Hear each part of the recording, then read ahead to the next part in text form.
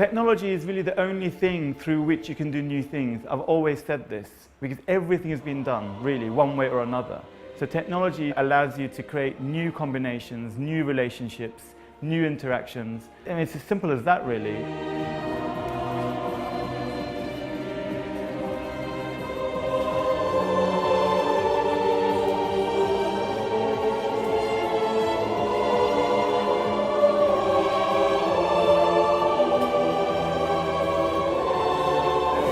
Basically, I was really interested in the idea of like crafts and the old way of thinking, but on minimalist shapes. I like this idea that you would be able to experience something quite traditional, handmade, but in a contemporary setting. That's what I really like.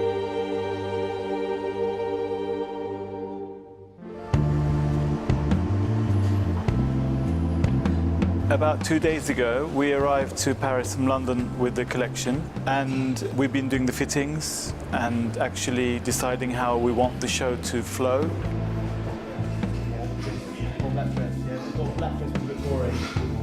Can we bring Rio? Can you bring over the yellow dress that came this morning?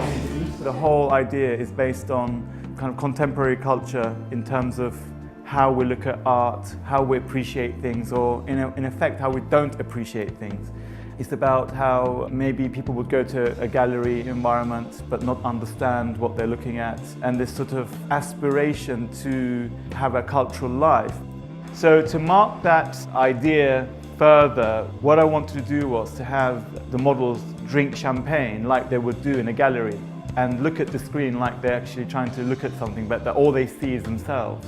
But themselves sipping, because there is a secret camera inside the glass. I thought it would be this idea of self-image, and that's essentially what it's about.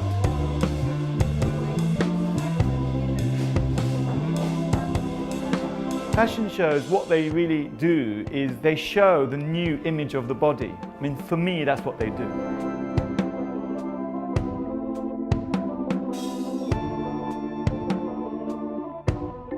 In my view, fashion does reflect, what's going on in life.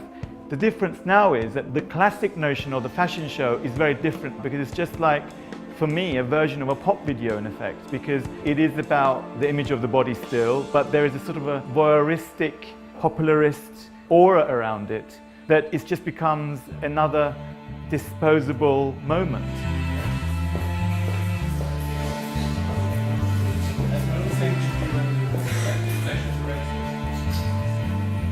The first time I collaborated with Hussein, the idea was to draw a way of showing his environment and his collections, but to design a new language for fashion shows in general and for his in particular.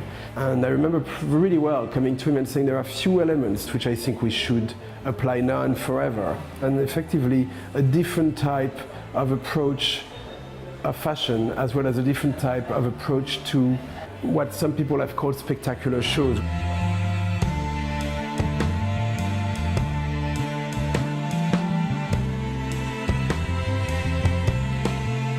When I first think of a project, I don't think about the technology I want to use.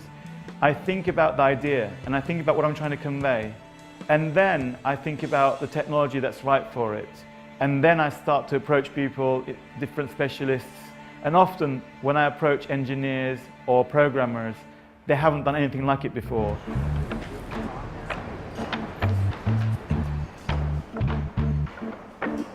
Tonight we finished the fittings, and then we came over here to see how the actual sip sequence will happen and how it would fit onto the screens, and did a run through as to how we think it might work during the show. The idea was that you would have hidden cameras in the glasses that would record live the sipping process of the model once on stage. Once she picks it up and starts drinking, she'll be able to actually see herself sipping on the screen. And then when there's more than one, there's something quite primal about it, because you see the mouth and you see the teeth and sometimes inside the mouth. The way you've numbered the glasses, they have to know that, right? They'll know that that moment is for 3. So it's not random, because you've programmed it in such a way that it's the glasses that activate that. What would be a disaster, basically, is if there's 3 girls and only 2 come up. That will be... You know what I mean? We've been just setting up the night before the show, and we're just finished off now sealing up cameras into the glasses. We've got these little wireless cameras with a little battery and a tilt switch and an LED light. So when you tip the glass beyond about 15 degrees, it illuminates the face and the camera starts to transmit. And that goes back to PC. I've written some software that then translates those images into something we can render on screen, produces a mixture of these images over time, and starts to generate this central kind of bubbling pot of imagery. It's quite an odd image. They tend to actually light up the inside of the mouth.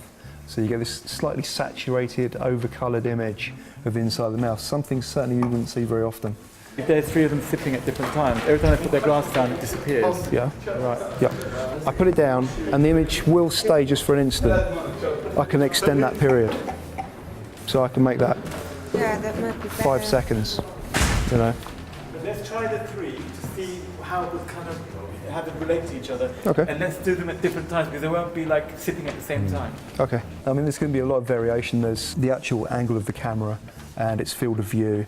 You're going to get this somewhat distorted, very slightly out of focus, plus a little bit of interference. But ultimately, it's a live event, so you haven't got complete control over what's finally going to happen on the screen. But I'm confident that it will produce an interesting result. It's looking like I'll be the waiter serving them the drinks. That's just kind of playful because I've done that kind of thing before where I would be another character just because it makes it enjoyable, and I guess it's unexpected as well. That's amazing, like, that's quite something. Is he alright? Is he going to lock himself in the toilet? Hussein, are you okay? Yes, yes.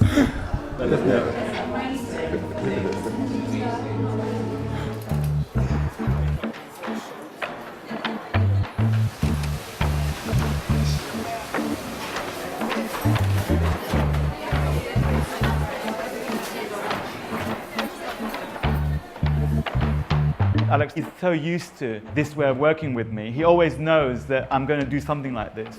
Hussein's shows are always a challenge, always, because first of all, they're done very humbly with very little means, hardly none at all.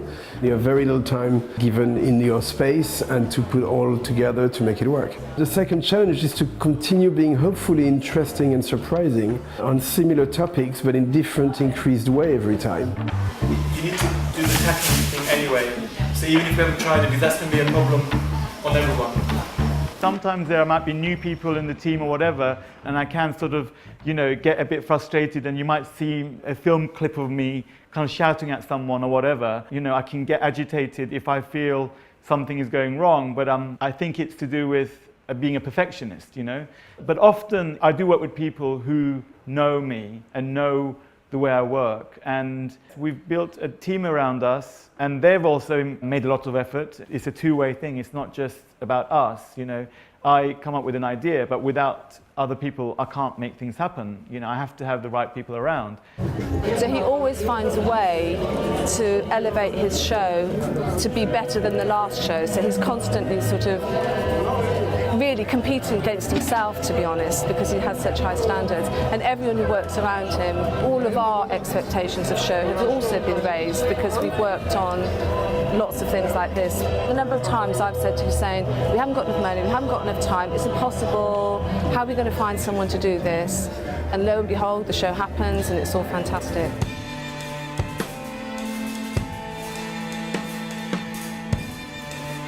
It is nerve-wracking, but I've been doing this sort of stuff for so many years, like these shows, and I work with different technologies and different experts who've worked with me on different things. So I'm kind of used to it. And I think the performance element in this one is really personal, and it's not a very big space. I think it'll be quite intimate and quite special, really, because it doesn't seat a lot of people. And I like that because it means it's not like one of those blockbuster shows.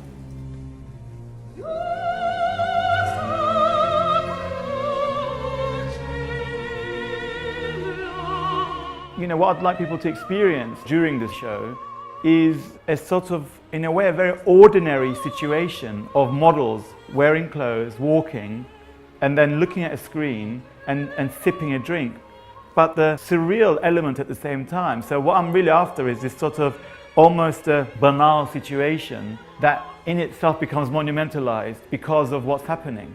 But I don't think it's going to be a flashy show.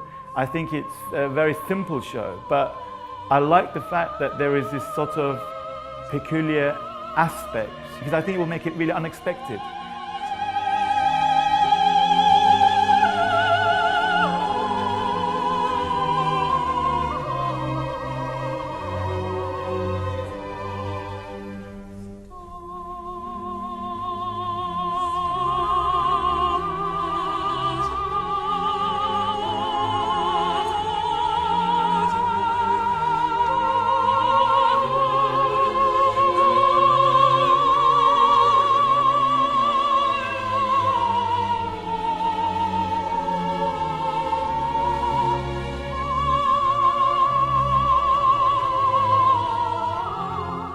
I think the show is really about the clothes because that's what a fashion show is about. But at the same time, we have this live feed. I think that it's an interplay. It's essentially the reason why you go to a show, a fashion show, is to see clothes. But my work has always been cross-disciplinary. I think there's nothing wrong with creating an environment for the clothes that you think carries your idea of that particular project. So in effect, I see the projection on the screen as an extension. I don't see it as a distraction.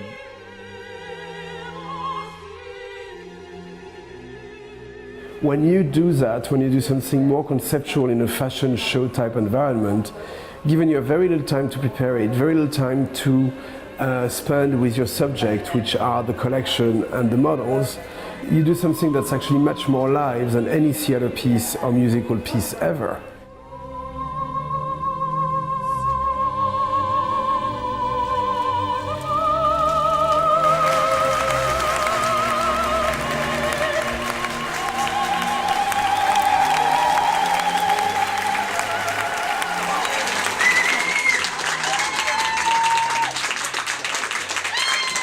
It was very good. It was really good.